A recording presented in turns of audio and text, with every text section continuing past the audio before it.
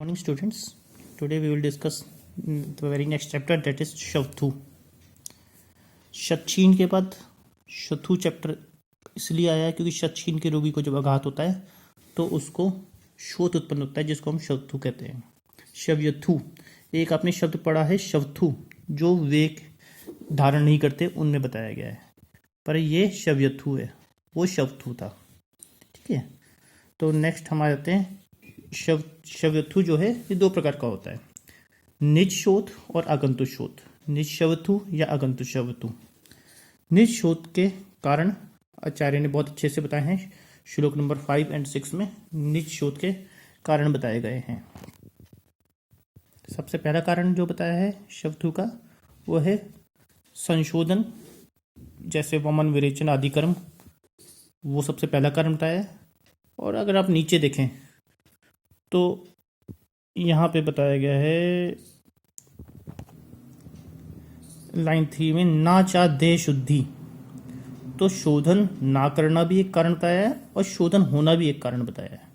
तो शोधन होना कारण इसलिए है क्योंकि सही प्रकार से जो शोधन नहीं होता तब वो शोथ को उत्पन्न करता है, और ना शोधन करने से शरीर में जब दोषों का संचय होता है तो उससे भी शोथ उत्पन्न हो सकता है। तो इसलिए शोधन का सही प्रकार से नहीं होना वो एक कारण है, और शोधन नहीं करना वो भी एक कारण है। इसके पश्चात क्षार पदार्थ, अमल, उष्ण, तीक्ष्ण, गुरु पदार्थ, इनका सेवन करना, दही का सेवन करना, ये भी शोथ के कारण हैं। फिर कुछ अन्न, जैसे मृतिका युक्त अन्न, विरुद्ध अन्न, आम अन्न, बिना पका हुआ अन्न, दूषित अन्न या विष युक्त अन्न, ये भी शोथ के कारण बताए गए हैं। और लास्ट में बताया गया है मूढ़ गर्भ, ये भी निशोथ का कारण है। ये सारे निशोथ के कारण हैं। आगंतुक शोथ, जब किसी बाह्य आघात के कारण जो शोथ होता है, जैसे किसी काष्ठ के, अश्म के, शस्त्र के, अग्नि के, विष के, इनके संपर्क में आने से जो शोथ होता है उसको आगंतुक शोथ कहते हैं। निशोथ में निदान सेवन होता है, उसके बाद दोषों का संचय होता है और उसके बाद लक्षणों की उत्पत्ति होती है। आगंतुक शोथ में पहले निदान सीधे आके होता है, लक्षण उत्पन्न हो जाते हैं, दोषों की समूर्छना उसके पश्चात होती है। ये फर्क है निशोथ और आगंतुक शोथ में।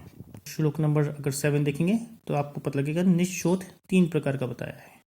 एक सर्वांगत शोथ, एक अर्धांगत शोथ, और एक है किसी एक भाग में शोथ। किसी एक भाग में, किसी एक अवयव में या किसी एक स्थान में जो शोथ होता है उसे एकांगत शोथ या कहते हैं। तो 3 प्रकार के हो गए, सर्वांगत, अर्धांगत और एकांगत शोथ। श्लोक नंबर 8 पे हम आते हैं, तो यहाँ पे संप्राप्ति बताई गई है शोथ की। आप श्लोक देखें, बाह्य शरीर प्राप्य यदा कफ आश्रित पित्तानि संदूष्यते वायु, मतलब निदान सेवन से जब वायु दूषित हो जाती है वो बाह्य सिरा को प्राप्त होती है और वहाँ पे कफ, आश्रित, रक्त और पित्त को दूषित करती है। इनके दूषित होने से, ये जब दूषित होते हैं तो ये सिराओं में जो संचरण करने वाली वायु है, इनके तैरबद्ध मार्ग का, इसके मार्ग को आवृत करते हैं, अवरोध करते हैं, इसके मार्ग को अवरोध करते हैं।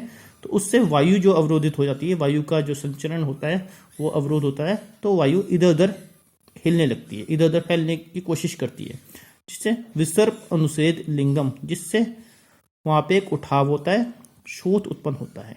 ठीक है, उसको हम शोथ कहते हैं।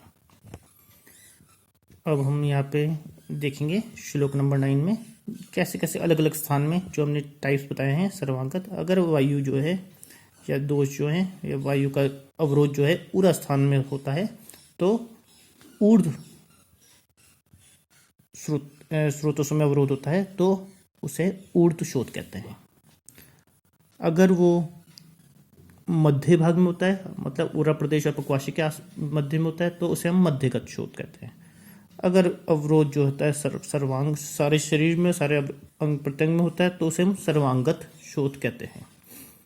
किसी एक स्थान में अगर होता है तो हम उसे एक दोष शोथ कहते हैं, जैसे हम नासाशोष, गलशोष, कर्णशोष।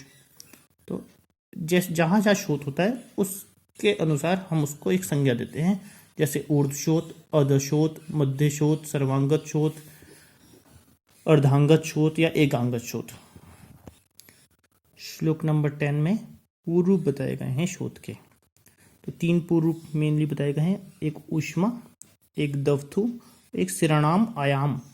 ऊष्मा पता है आपको, दवथु मतलब वहाँ पे उठाव होगा, ठीक है, और सिराओं का आयाम होगा।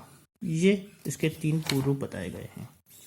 शोथ वाले स्थान में एक ऊष्मा होगी, जलन सी महसूस होगी, ठीक है, एक वहाँ पे जो सिराएं हैं उसमें आयाम होगा, ठीक है, और एक वहाँ पे उठाव होगा। ये शोथ होता है, ये शोथ के पूर्व रूप होते हैं।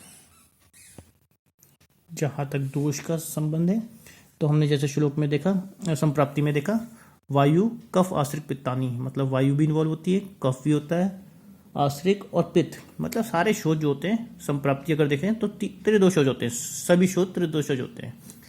पर जिस दोष की प्रिडोमिनेंस होती है उसके अनुसार उसका नाम दिया जाता है और उसी के अनुसार उसकी चिकित्सा की जाती है। अब आ जाते हैं श्लोक नंबर 11 पे, जहाँ हमें शोथ के लक्षण बताए गए हैं। तो सबसे पहले लक्षण है गौरवम, मतलब गुरुता होना।